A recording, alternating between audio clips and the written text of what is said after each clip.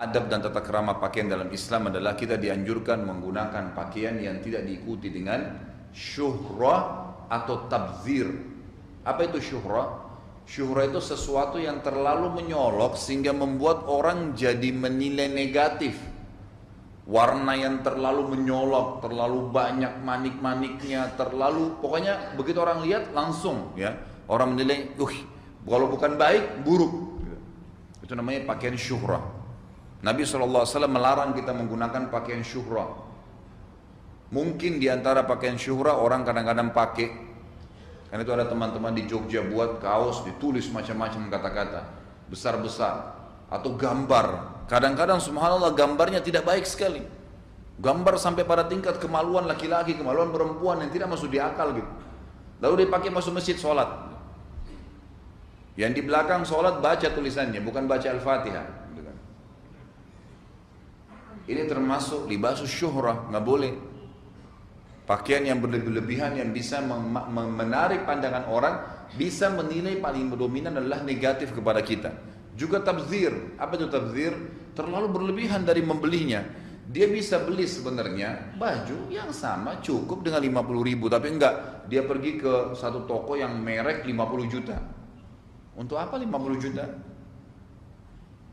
Apa bedanya ikhwat sekalian dan akhwat, saya ingin tanya, antara baju 50 juta dengan 50.000, bedanya apa? Kemasan dan kiasan duniawi.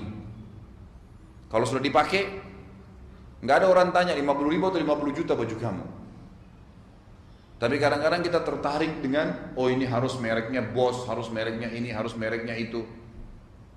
Saya subhanallah beberapa waktu lalu ya sempat nemanin salah satu seorang tamu saya, kemudian mampir salah satu mall di Jakarta gitu, kebetulan mampir. Ada satu toko, saya nggak usah sebutin mereknya, tapi merek-merek yang terkenal lah. Masuk di situ. Tidak sengaja teman saya ini tanya, berapa harganya jaket? Jaket biasa gitu, 55 juta pak. Berapa pak? 55 juta, diulangi lagi sama dia. Saya nggak percaya, saya lihat 55 juta. Jaket yang sama saya berapa kali temukan di Saudi, di beberapa negara-negara Arab, di Indonesia saya temukan ada yang mirip dan tidak kalah kualitasnya 150.000, 250.000. Kenapa 55 juta? Itu bisa bangun masjid di Irian loh. 55 juta itu bangunin musola, orang bisa sholat 20-30 orang saf. Amal jariah yang luar biasa. Ada apa beli jaket 50 juta? Tapi itu terjadi. Di beberapa pengajian saya dengar informasi ibu-ibunya bangga dengan pakai tas dari kulit buaya lah, dari kulit ular lah, dari kulit apalah. Harganya 200 juta, 150 juta. Untuk apa? Mau diapain tas itu? Tabzir, nggak boleh. Kenapa kalau pakai yang tidak bermerek, kenapa? Oh diketawai sama teman, biarin dia ketawa. Dia mau ketawa, silahkan ketawa. Kenapa? Nggak ada masalah buat saya. Tapi kita di sini la ifrat wala tafrit. Apa maksudnya? Kita tidak boleh juga pelit, tidak boleh juga tabzir, nggak boleh dua-duanya.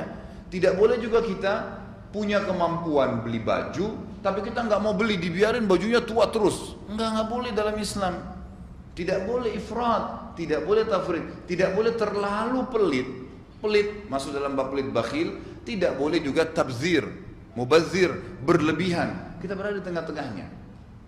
Pakai baju yang bagus, iya, yang layak. Pakai. Nabi SAW menggunakan kain katun dari Yaman. Nabi SAW memiliki kuda tunggangan yang terbaik di Jazirah Arab. Nabi SAW juga menggunakan wangi-wangian dari negeri Syam di tubuh beliau SAW. Ya. Nabi SAW menyukai ya hal-hal yang baik, wangi-wangian, ya. Penampilan yang rapi.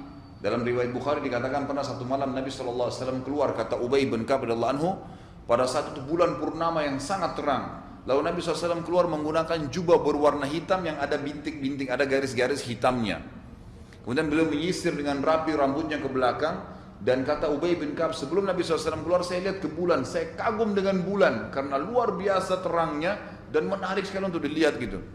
Waktu Nabi SAW keluar dengan rapi, dengan wangi gitu kan, dengan pakaian yang bagus, saya lihat ke Nabi SAW, maka saya temukan Nabi SAW lebih indah daripada bulan itu.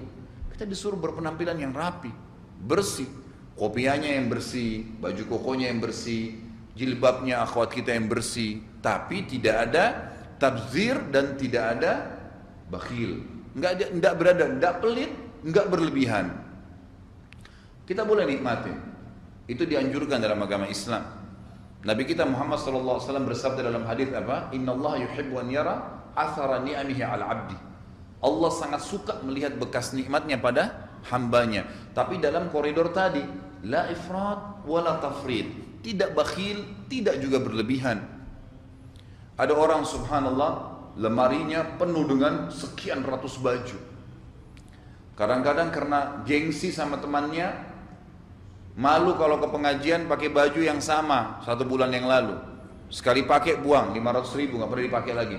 Nanti saya dilihat sama teman saya. Kenapa kalau dilihat? Anda kalau lihat di YouTube mungkin baju saya sudah sering saya tampil, nggak apa-apa. Kenapa? Masih bagus kok.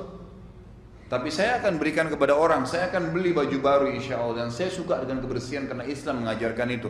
Tapi bukan berarti kita berlebihan, gitu kan? Sudah punya mobil, oh ya saya butuh mobil buat saya pribadi, anak-anak saya juga butuh 1 atau 2 mobil baik. Ini 10 mobil untuk apa?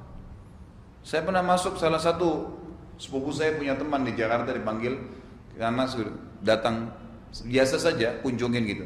Masuk di garasi mobil mungkin ada 10 atau 12 mobil. Saya tanya sepupu saya, ini mobil siapa? Ini mobil dia saja, untuk apa? Dikoleksi. Untuk apa koleksi mobil? Satu mobil harganya 1 masjid loh. 400 juta, 500 juta.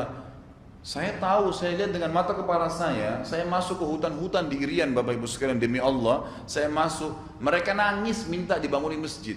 Nggak ada duitnya mau bangun masjid. Yang penting ada masjid Ustaz, kami mau sholat. Yang mu'allafnya, yang pendatangnya banyak. Di pelosok-pelosok, di Kalimantan begitu, di mana-mana. Butuh di Sulawesi, yang tempat-tempat saya datangi luar biasa gitu. Mereka butuh sekali yang dibantu bagaimana cara ini enggak. Kita sibuk dengan berbangga-bangga dengan masalah dunia yang cuma kemasan. Kalau Anda meninggal, demi Allah hanya dikatakan ini baju bekas si fulan. Ini mobilnya dia, ini sepatunya dia. Selesai. Habis ceritanya. Dunia itu kan ditinggalin.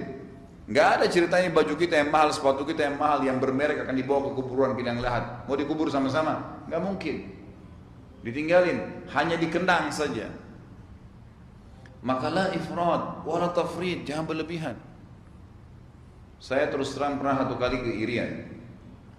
Sudah berapa kali waktu itu? Karena saya kebetulan waktu itu diangkat oleh teman-teman menjadi ketua pengiriman dai ke Irian gitu, se-Indonesia. Saya datang ke sana. Lalu saya datang ke pelosok yang tidak masuk di akal gitu. Naik pesawat Twin Otter cuma 12 orang, pilotnya aja sambil bercanda-bercanda bawa pesawat gitu kan. Setiap saat saya lihat gitu. Kalau hujan dia kembali. Kalau enggak dia kembali lagi ke hutan gitu.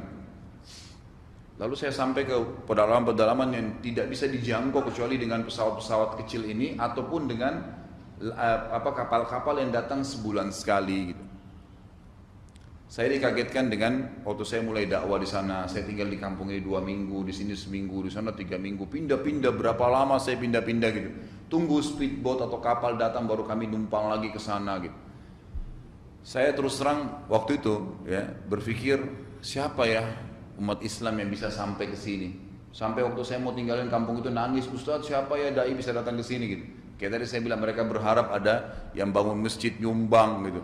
Kalau saya lihat mungkin harga-harga 1 mobil di Jakarta yang biasa kita beli itu sudah bisa beli bangun masjid. Mungkin kalau 10 orang nyumbang untuk harga motor bisa bangun masjid dan itu pahalanya besar.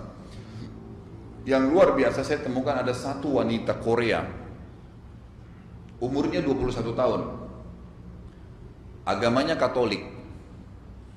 Tahu Bapak Ibu sekalian wanita ini tinggal di mana? Di tengah hutan. Di tengah hutan, rumahnya itu seperti rumah-rumah orang Irian. Asli dari kayu-kayu, kalau hujan jebol, masuk hujan. Dibuat. Tapi dalam ruangan, dalam rumah dia itu lengkap semua peralatan-peralatan. Ada satelitnya, ada segala bisa berhubungan langsung. Ternyata dia adalah seorang pastor perempuan 21 tahun. Dari Korea, dikirim oleh Vatikan. Saya tanya, orang-orang yang menerjemahkan gitu. Siapa orang ini? Oh ini seorang misionaris Nasrani, umurnya 21 tahun dari Korea. Apa spesialisnya dia? Ngapain dia tinggal di hutan sini gitu? Dijawab, apa ada aja gitu.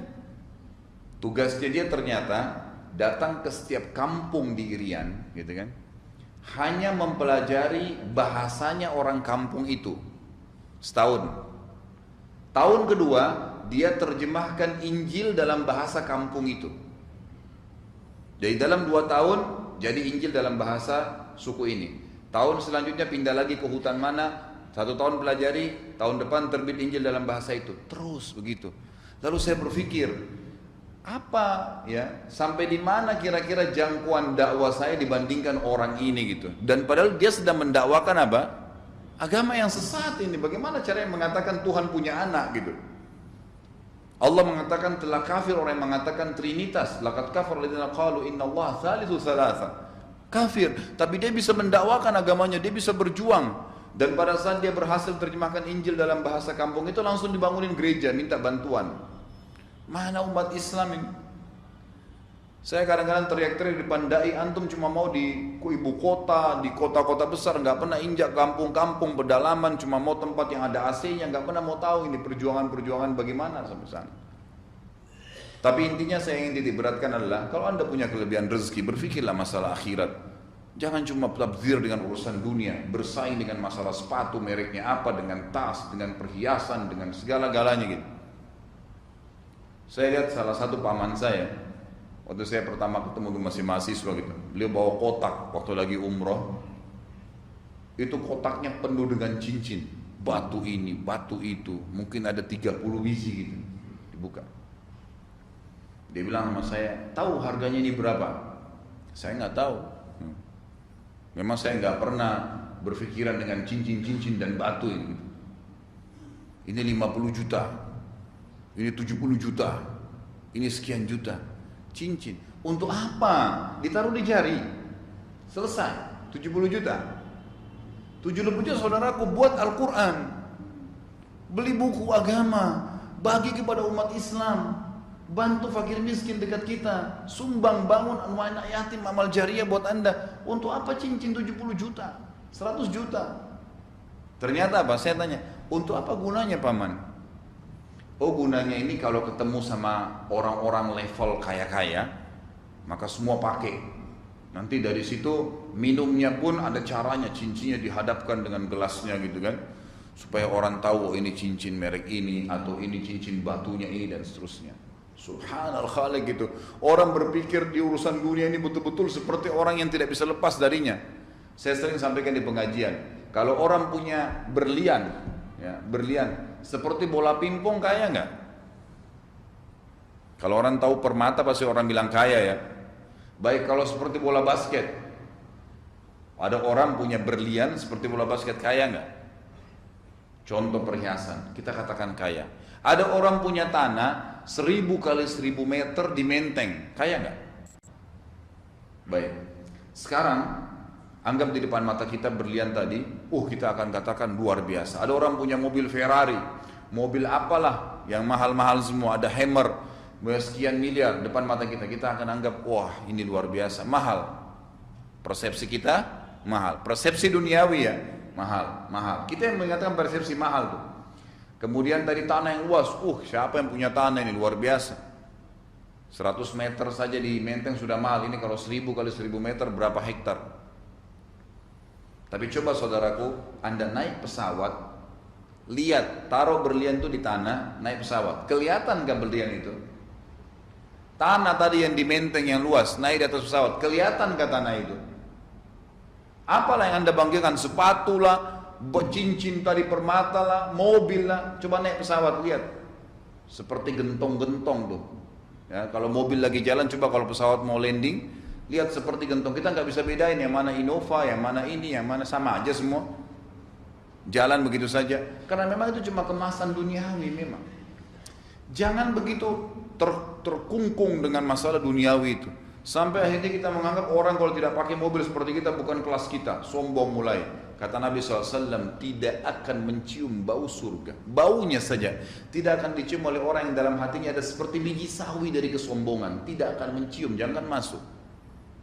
Apa yang mau dibanggakan dengan dunia, toh juga akan ditinggalkan semua, diambil oleh ahli waris kita. Habis ceritanya. Ingat, Cuma akan dikatakan ini dulu punyanya fulan, ini dulu sepatunya dia, bajunya dia dan seterusnya. Maka jangan berlebihan. Baik. Poin yang kedua yang saya katakan tadi masalah pakaian adalah kita boleh pakai baju. Silahkan. Dalam Islam disuruh. Ada doa pakai baju baru, ada. Dan tidak ada doa pakai baju lama. Artinya kita disuruh pakai baju baru, silahkan. Tapi la ifrat wala tafrid, tidak tabdzir, tidak juga pelit. Silahkan. Ada saatnya baju ada orang suka kita kasih, beli lagi yang baru nggak apa-apa. Tapi jangan tabdzir, jangan sampai berlebihan, gitu kan? Silahkan pakai baju baru. Kata Nabi SAW, kalau engkau melihat saudaramu pakai baju baru, maka doakanlah. Ilbis jadidan. Semoga kau selalu pakai baju baru. Wa ish hamidan. Dan semoga hidupmu selalu mulia. Wa mut syahidan. Dan semoga pada saat kau mati syahid. Doain saudara kita berdoa atau dia pakai baju baru. Artinya kata ulama hadis ada motivasi untuk pakai baju baru dalam Islam, silahkan. Gak masalah. Nabi SAW kalau memiliki tunggangan baru, unta baru, kuda baru, beliau selalu memegang ubun-ubunnya sambil berkata, Allahumma inni as'aluka khairahu wa khairahu atau khairaha. Biasanya kalau naqa, ya kalau unta di dalam doa itu, karena Nabi SAW punya unta betina, Allahumma inni as'aluka khairaha wa khaira ma jubilta 'alaiha wa a'udzubika min syarriha wa syarri ma jubilta 'alaiha. Ya Allah, aku meminta kebaikannya dan kebaikan yang telah engkau bebankan pada hewan ini. Kata ulama, disunnahkan kita malah sekarang kalau beli mobil baru sama, megang kap depannya lalu kita baca doa. Karena Nabi SAW pegang ubun-ubun hewannya. Dan saya menjauhkan diri dari keburukannya dan keburukan yang engkau bebankan padanya. Ada doanya. Kalau memiliki kendaraan baru, memiliki baju baru, silahkan, tidak masalah. Tapi jangan sampai berlebihan. Jangan sampai berlebihan.